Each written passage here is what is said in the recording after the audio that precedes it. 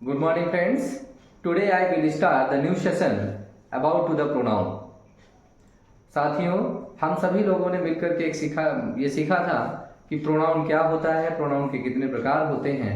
उन प्रकारों की श्रृंखला में हम लोगों ने प्रोनाउन के प्रकारों में पहला personal pronoun, demonstrative pronoun, reciprocal pronoun, interrogative pronoun और रिलेटिव प्रोनाउन, इन सारे प्रोनाउंस के बारे में हम लोगों ने जाना है। आज जो हम चर्चा करेंगे वो चर्चा है हमारी डिस्ट्रीब्यूटिव प्रोनाउन की। क्या चर्चा है? डिस्ट्रीब्यूटिव प्रोनाउन की। साथ में हम चर्चा कर रहे थे प्रोनाउन के एक प्रकार की, और वो प्रोनाउन का प्रकार कौन सा है? Distributive pronoun. डिस्ट्रीब्यूटिव प्रोनाउन का मतलब है, देखिए शब्द से ही स्पष्ट है, बिल्कुल क्लियर अपना दे रहा है, अपना मीनिंग बिल्कुल क्लियर कर रहा है। डिस्ट्रीब्यूट करना मतलब बंटवारा करना। अब हम बंटवारा किस तरीके से करेंगे? देखिए, जब दो या दो से अधिक लोगों के बीच में हमको बांटना है या दो लोगों के बीच में बांटना है, इस तरीके का जो बंटवारा होता है, इन सारी चीजों में कौन सा रूल इसमें हमको लगाना है, ईच का प्रयोग कहां पर करना है, इधर का प्रयोग हमको कहां पर करना है, नाइदर का प्रयोग हमें कहां पर करना है, ये सारी चीजों की जो जानकारी देता है वो हमारा प्रोनाउन कौन होता है भैया? वो प्रोनाउन हमारा होता है डिस्ट्रीब्यूटिव प्रोनाउन, जिसे हम क्या कहते हैं? व्यष्टिवाचक सर्वनाम। अर्थात जिसमें हम बंटवारे की बात करते हैं, दो या दो से अलग लोगों के लिए हमें किस प्रोनाउन का प्रयोग करना है, मतलब किसमें हमको ईच का प्रयोग करना है, किसमें हमें इधर का प्रयोग करना है, किसमें हमें नाइदर का प्रयोग करना है। अभी हम आते हैं, इस पे चर्चा कर रहे हैं। साथियों, अभी हम बात कर रहे थे डिस्ट्रीब्यूटिव प्रोनाउन की, जिसे हम हिंदी में बोलते हैं व्यष्टिवाचक सर्वनाम। हमने कहा था, हमारा जो एक मोटो था, हम लोगों ने जो बात की थी वो ये बात की थी कि हमारा जो इंग्लिश बाय अनुपम सर जो चैनल है, उसका यही एक है, मतलब एक जो मोटो है या एक इसका जो एक शेड्यूल तैयार किया गया है वो ये है कि हम आप सभी लोग बेसिक से एडवांस की तरफ जाएंगे। तो जैसे डिस्ट्रीब्यूटिव प्रोनाउन, डिस्ट्रीब्यूटिव का मतलब हमारा क्या हो गया? डिस्ट्रीब्यूट करना, बंटवारा करना। व्यष्टिवाचक सर्वनाम इसको बोलते हैं। इसके अंतर्गत कौन कौन से वर्ड आते हैं? एक तो ईच आता है, दूसरा हमारा इधर आता है, तीसरा नाइदर आता है, नन भी आता है। अब देखिएगा, अगर जो ईच के बाद में ऑफ लगा है, बिल्कुल बेसिक आप सभी लोग नोट डाउन कर लीजिएगा।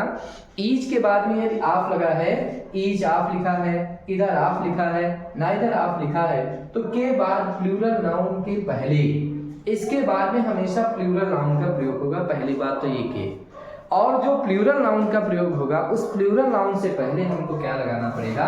द का प्रयोग करते हैं। समझ गया ना? तो जब हम सिंटैक्स का प्रयोग करते हैं, जब हम सिंटैक्स का प्रयोग करेंगे, या कभी समझ लीजिए जैसे कोई हमारा क्वेश्चन आता है, मतलब किसी परीक्षा में, एग्जाम में जब कोई क्वेश्चन आता है, तो जैसे मान लीजिएगा कि वहां से द स्किप किया गया है, तो हमें उस पोर्शन में गलती, अगर जैसे एरर हमको जब निकालना होता है तो वहां पर उस पोर्शन में हमारे एरर होते हैं। तो जैसे लिखा है each of the boys won the prize, ठीक है ना? Each of the two boys won the prize. कहने का मतलब ये है, ईच का जैसे दो या दो से अधिक लोगों में से, दो या दो से अधिक व्यक्तियों में से, जैसे लिखा ईच को माने each of the two boys, प्रत्येक दोनों क्या है? वाज ऑनेस्ट, मतलब वो दोनों जो है, वाज क्या है? ऑनेस्ट है, मतलब वो दोनों ऑनेस्ट है, ईमानदार है। जैसे ईच ऑफ द बॉयज मतलब प्रत्येक लड़के ने वन द प्राइज, मतलब सभी बच्चों ने क्या किया? जीता। और क्या जीता? प्राइज जीता। तो इस तरीके से कम कहने का मतलब ये है, दो या दो से अधिक लोगों के बीच में प्रत्येक के सेंस में अगर जो हमको कोई बात डिसाइड करनी है, तो उसमें हम किसका प्रयोग करेंगे? ईच का प्रयोग करेंगे, ठीक है ना? उसमें हमें किसका प्रयोग करना होगा? ईच का प्रयोग करना होगा। ओके साथियों, हमने जो वर्ड लिखा है इधर, इसको कुछ लोग आइदर भी पढ़ते हैं, इधर भी पढ़ते हैं। अगर जो हम इसकी चर्चा करें तो इसमें क्या होता है कि दो में से कोई मात्र एक, दो में से कोई एक। जैसे लिखा है ईच, इधर का प्रयोग जो हम प्रयोग करते हैं, जैसे लिखा है इधर of the two boys has come to me, ठीक है ना? तो इसमें इधर का मतलब दो में से कोई, ठीक? नाइदर नीदर जिसको बोलते हैं, नाइदर माने क्या होता है, ना तो, आइदर माने या तो, हिंदी भाषी भैया लिख ले, और नाइदर माने क्या होता है, ना तो। ठीक, तो ये देखिए आइदर का हमेशा यूज जो होता है वो पॉजिटिव सेंस में होता है। किस सेंस में हम करेंगे, पॉजिटिव, जिसको अफर्मेशन सेंस कहते हैं। मतलब सकारात्मक में हम आइदर का प्रयोग करेंगे और नकारात्मक में हम नाइदर का प्रयोग करेंगे। तो क्या हो जाएगा, neither of the two boys has helped me. तो यहाँ पर जो आइदर वर्ड है और नाइदर वर्ड है ये हमारे क्या है, डिस्ट्रीब्यूटिव प्रोनाउन। ओके, ये क्या है हमारे डिस्ट्रीब्यूटिव प्रोनाउन।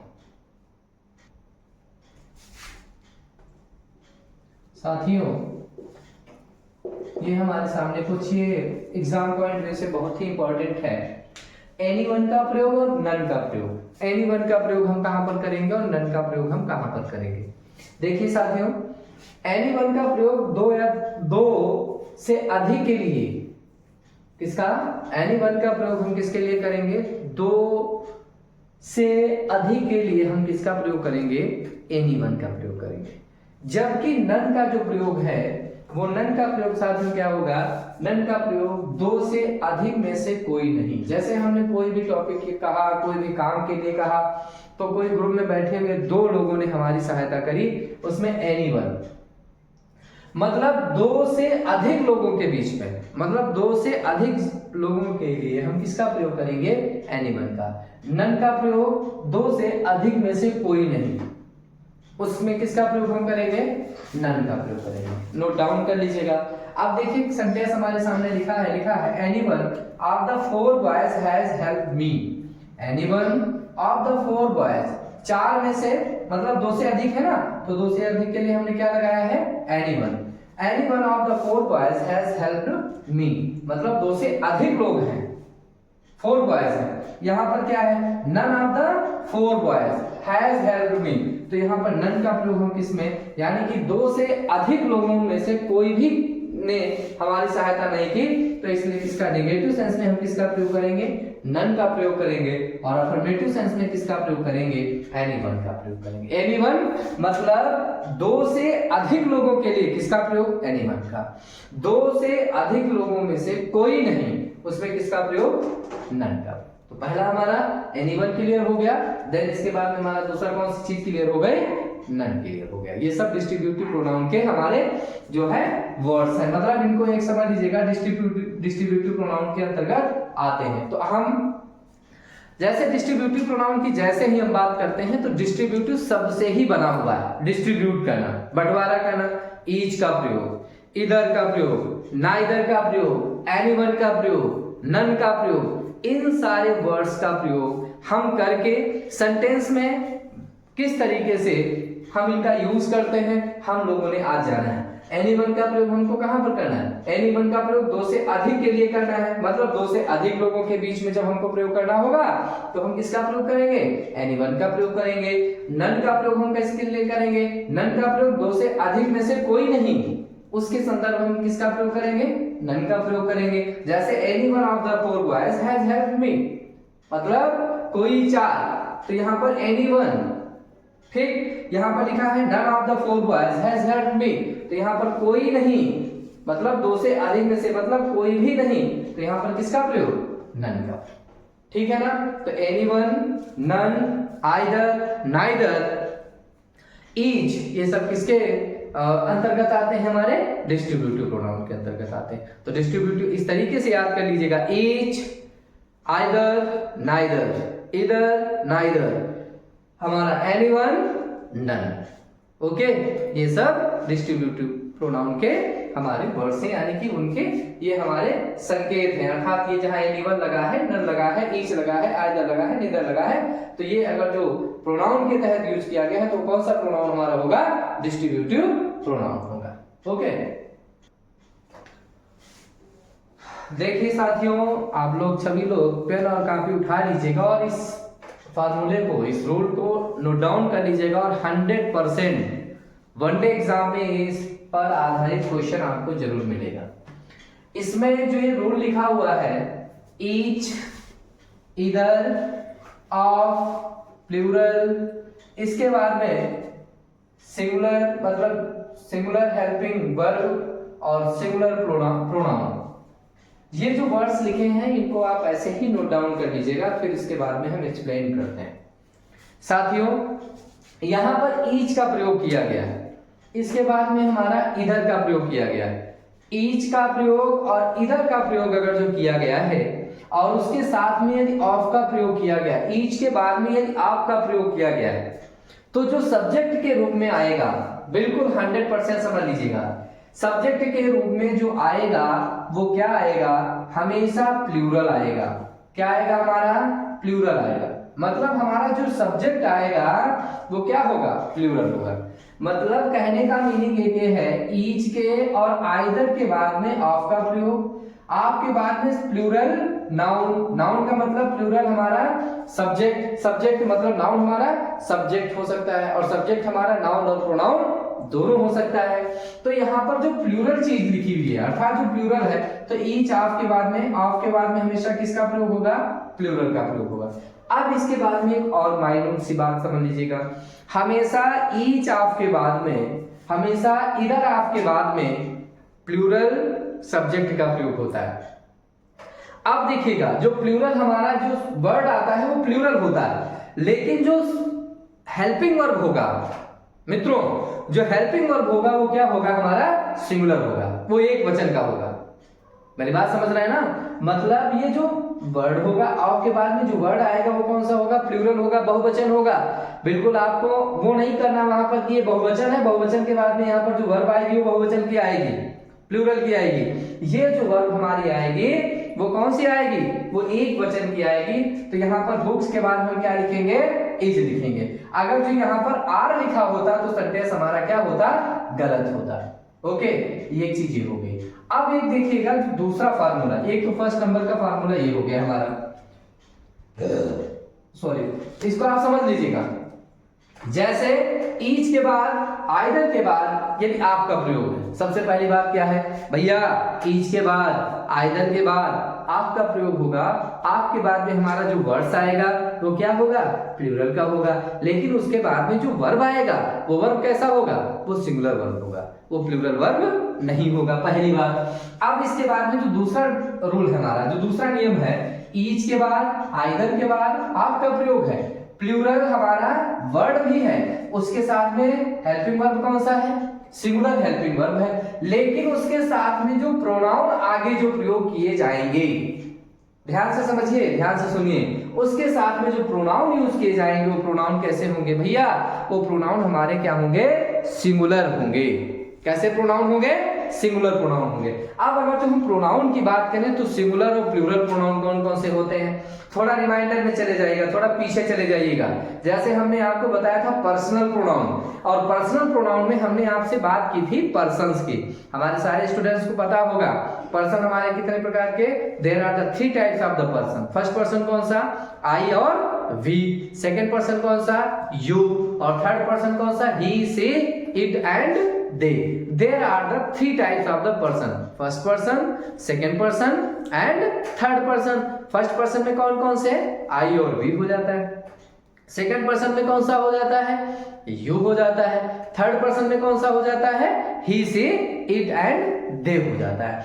अब अगर जो हम प्लूरल की बात करें तो प्लूरल में कौन कौन सी चीजें आ जाती हैं, वी हमेशा प्लूरल में यूज किया जा रहा है, आई हमेशा प्लूरल में भी यूज किया जाता है, लेकिन अगर जो ही सी के प्लूरल की बात करें तो ही सी का प्लूरल दे होता है। अगर जो उसका पॉजिटिव केस का, अगर जो हम उसके पॉजिटिव केस की बात करते हैं, ऑब्जेक्टिव केस की भी बात करते हैं, अगर जो उसका प्लूरल की हम बात करें तो उसका प्लूरल जो हमारा होता है वो दे, देम होता है ऑब्जेक्टिव केस में, और पॉजिटिव केस में देयर होता है। अब देखिए थोड़ा सा समझ लेते हैं आकर के, मतलब ईच के बाद में, इधर के बाद में ऑफ का प्रयोग, और उसके साथ में वर्ड कौन सा होगा भैया, प्लूरल होगा, लेकिन वर्ब हमेशा कौन सी आएगी, वो वर्ब आएगी हमारी सिंगुलर। देखिए लगता है each of the boys, each of the books is good, ये क्लियर सेंटेंस है।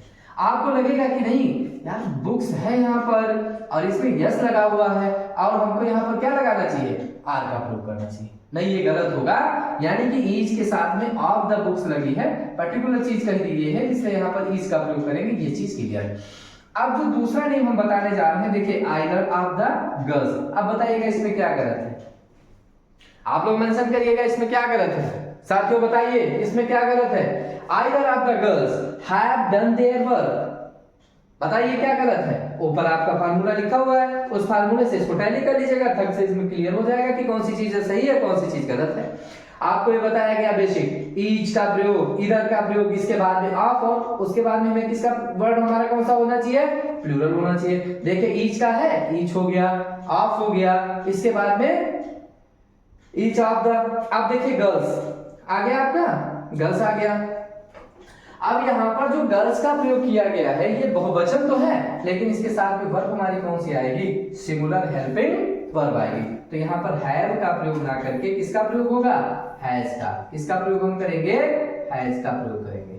तो क्या हो जाएगा, either of the girls has, लेकिन इसके बाद में हमें प्रोनाउन कौन सा प्रयोग करना है, वो भी प्रोनाउन कौन सा प्रयोग होगा हमारा, सिंगुलर प्रोनाउन। तो यहाँ पर हमने अभी बताया है ही और सी का जो प्रोनाउन होता है सिंगुलर, जैसे मान लीजिएगा ही सी का प्लूरल जो क्या होता है वो क्या होता है, दे होता है। ही सी का प्लूरल दे होता है, लेकिन हमें यहाँ पर यूज क्या करना है, सिंगुलर प्रोनाउन। अब यहाँ पर आया क्या है हमारा गर्ल्स, तो गर्ल्स के लिए हम क्या प्रोनाउन प्रयोग करेंगे, हर प्रोनाउन प्रयोग करेंगे। यहाँ पर क्या हो जाएगा, हर हो जाएगा। क्या हो जाएगा भैया, हर हो जाएगा। बहुत very very most important formula, very very most important rule है हमारा, आप लोग सभी लोग समझ लीजिएगा इसको कि ईच आइदर के साथ में ऑफ प्लूरल, मतलब वर्ड्स जो होगा हमारा वो प्लूरल होगा, वो भी प्लूरल किसके साथ में, द के साथ में। ये तो बिल्कुल बेसिक बात हम बता ही चुके हैं आपको।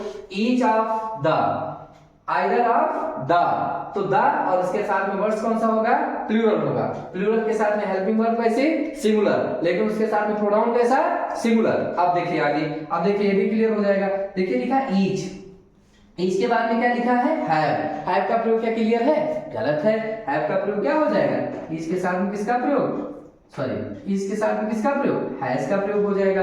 लास्ट देयर आई गॉट, तो देयर नहीं, यहाँ पर देयर नहीं होगा, क्योंकि हमें किसका प्रयोग करना है, सिंगुलर प्रोनाउन का। तो देयर की जगह पर क्या हम लगाएंगे, हिज का प्रयोग करेंगे। ठीक है ना, किसका प्रयोग करेंगे, हिज का प्रयोग करेंगे। अब देखिए एक चीज छोटी सी समझ लीजिएगा भैया, जैसे ईच लिखा है, इधर लिखा है of plural plus singular helping verb के साथ, मतलब इसके साथ में ईच, इधर के साथ में ईच के साथ ईच का आइदर का प्रयोग, उसके साथ में ऑफ प्लस प्लूरल वर्ड्स आएंगे। प्लूरल वर्ड्स होगा लेकिन वर्ब कैसी होगी, सिंगुलर वर्ब होगी, और उसके साथ में जो प्रोनाउन यूज होगा वो कैसा प्रोनाउन यूज होगा, सिंगुलर प्रोनाउन यूज होगा। ओके, उसके साथ में हम किस तरीके का प्रोनाउन यूज करेंगे, सिंगुलर प्रोनाउन यूज करेंगे।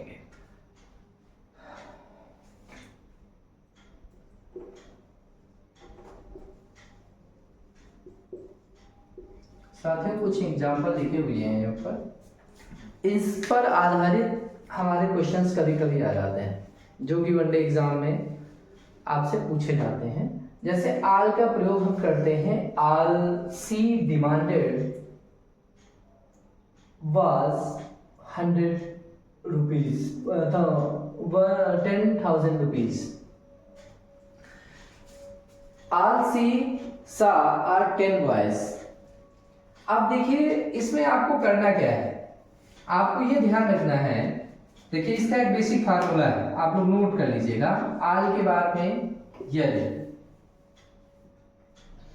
आल के बाद में जो हेल्पिंग वर्ब आपको यूज करना है वो किसके अकॉर्डिंग यूज करना है, जो लास्ट का, मतलब जो लास्ट का हमारा ऑब्जेक्ट है।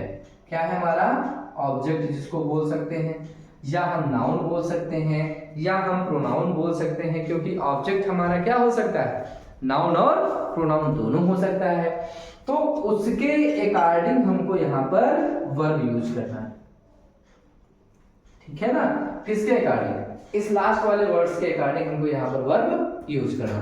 तो हमारा वर्ब क्या हो जाएगा, देखिए यहाँ पर क्या लिखा हुआ है, 10 बॉयज, तो यहाँ पर हमको क्या यूज करना है, आर का यूज करना।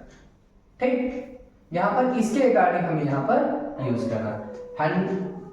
10,000 10,000 रुपए एक मुश्त राशि है, इसलिए हम इसमें सिंगुलर वर्ब का प्रयोग करेंगे। तो कहने का मतलब ये है कि आल के बाद में यदि कोई सेंटेंस इस टाइप का दिया गया है तो उसमें जो हम वर्ब का प्रयोग करेंगे जो हमारी वर्ब आती है, वो हेल्पिंग वर्ब जो यूज होती है वो लास्ट वाले वर्ड्स, मतलब लास्ट वाले जो ऑब्जेक्ट है, ऑब्जेक्ट पर बेस्ड वर्ब हमारी होती है। साथियों, आपको सेशन अच्छे लग रहे हैं तो आपसे मेरा यही कहना है कि आप सभी लोग इस चैनल को लाइक भी करिए, सब्सक्राइब भी करिए और लोगों तक शेयर भी करिएगा, ताकि उन सभी लोगों तक ये जो सहज और सरल भाषा में ये हमारा जो और हम सभी का जो एक उद्देश्य है कि इंग्लिश को सहज भाषी तरीके से हम सभी लोग सीखने का प्रयास करेंगे, सीखेंगे, जानेंगे। इन सारी बातों के साथ में मैं आज का सेशन यहीं पर एंड करता हूँ। कल आप सभी लोगों से पुनः भेंट होगी। धन्यवाद।